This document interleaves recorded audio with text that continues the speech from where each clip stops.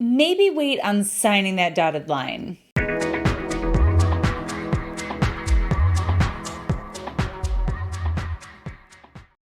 I really hate telling people to put their lives on hold for the planets, especially Mercury, who is retrograde 3 times out of the year. And if you factor in all the shadows and retrogrades, that's half the year that you can't do things, which is silly, in my opinion. However, it is on these stations where Mercury is stationing, where those stereotypical antics of Mercury retrograde do tend to uptick a notch.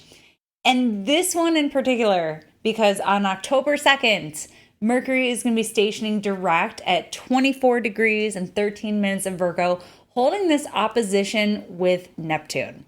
What we know about Neptune is that Neptune produces an aura of wishful thinking. And even though Mercury in Virgo is so strong and such a good planner and so into the meticulousness of each and every twist and turn of every detail, Mercury in Virgo is so good at problem solving. When some unexpected issue arises, they have a solution in their back pocket. However, with this opposition with Neptune, it's as if this is the one scenario we couldn't have planned for. Like we don't have a backup plan. And the thing that we do want to watch for with this is that Mercury is essentially holding this opposition with Neptune for 2 weeks. 1 week leading up to this, about the time I'm recording this, 1 week on either side. So that can make getting to the bottom of something or problem solving or reaching some sort of certainty or threshold of clarity on an issue, something that you've been trying to figure out throughout this Mercury retrograde, can make it a little bit more challenging to see, what are we doing here? What's the solution that we need? Something that this aspect is really good for, though, is catching up on sleep, dreaming, feeding your imagination, anything creative. I know for me, because I live with Neptune on a daily basis, it's doing a lot in my chart. It's when these aspects come around that I just feel stoned. I feel high, and it's maybe that I never fully woke up out of the dream. Maybe it's the weather change and I need some extra sleep, or who knows? It could be so many other things. But if you too are experiencing sort of like this stoner fog, lean into it, relax, read some books, play some music, let yourself play. Don't force yourself to figure it out. So yeah, Mercury will be moving back into Libra here. And yeah, may as well take a second and update you on that here. So Mercury is going to re-enter Libra on October 10th. So we're going to start to see a sort of circling back of themes. Mercury first entered Libra on August 25th, and it stationed retrograde in Libra on September 9th. You might remember these things. They weren't that long ago, but here we have Mercury returning to Libra on October 10th.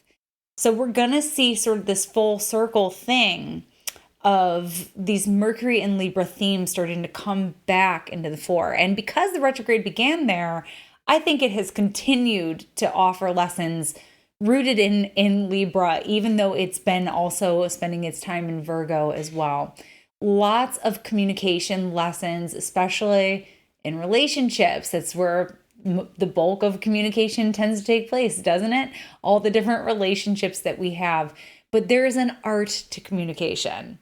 The way that we communicate determines how effective that we are. And so this Mercury retrograde has brought a lot of new awarenesses in the ways that we can sharpen our communication skill set, the ways that we can be more effective in speaking our truth, because we've had this Mercury opposite Jupiter business ongoing. We'll get one more of those later in October here, I think around the 18th.